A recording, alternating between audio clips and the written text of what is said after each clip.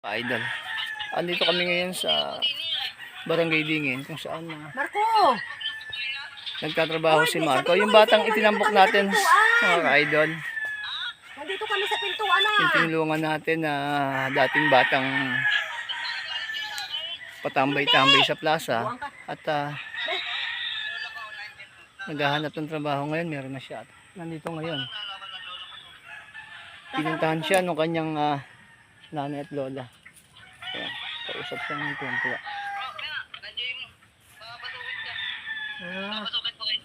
Taba mo na ah. Ito. Papasukin na daw. Oh, sige. Ito po yung lola ni Marco.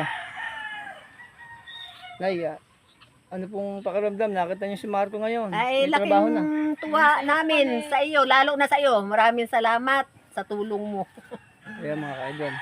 Salamat po kay Lola. Lola po ni Marco. At ito po yung nanay na siyempre tuwan-tuwa sa...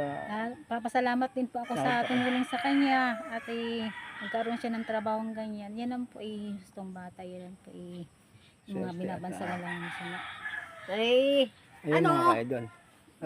Lalo yung sa nag-ano kay Marco. Ako'y laking pasalamat. Okay. Baka na ah. Ito yung ating batang natulungan si Marco. Maganda ang ano ngayon. Marco, ano masasabi mo? Pasalamat ka doon sa 24,000 na nanood sa'yo. Salamat po nag-share sa- ng ano.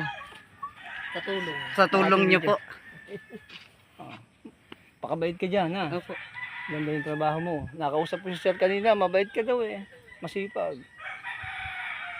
Kaya... Uy, huwag ka, kung huwag isipin masirain mo, huwag ka yung nang ano ha, huwag mo nagagawin yun. Ang dami naninira pala sa iyo, Marco, naingit sa iyo. Galit daw ako, hindi naman ako galit. Galit ko. Nakakaiyak na pagtatagpo mga ka-idol. Sa simpleng paraan, nakatulong tayo, nakapagpasaya tayo. Tao.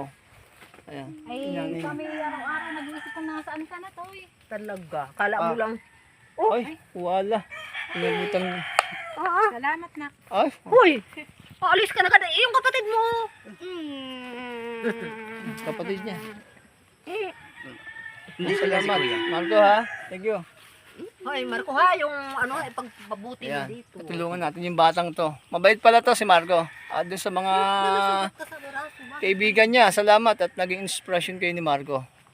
Kung wala kayo, Salamat hindi wala po. siya sa Salamat po kay trabaho. Kuya ko. Jay. Salamat. Walang anuman. Pakabait ka lagi. Ayun. Ayusin Hindi ang na namin- trabaho mo diyan at mabait si... Uy, sabihin mo to yung pagkakausap mo si Sir, tulungan kami binta yung aming lupa, pwedeng gawin ng farm din yun. Ha? Sige na. Babay na mga ka-idol at hindi pwedeng magtagal si Marco dahil may trabaho pa. Kita yan doon sa ano. Salamat mga ka-idol Marco, doon sa mga nakapanood ng aming video ni Marco sa 24,000 na mga viewers natin. Salamat po sa inyo. Nakatulong tayo. God is good po. Mga ka-idol. Salamat. ako sa kanya,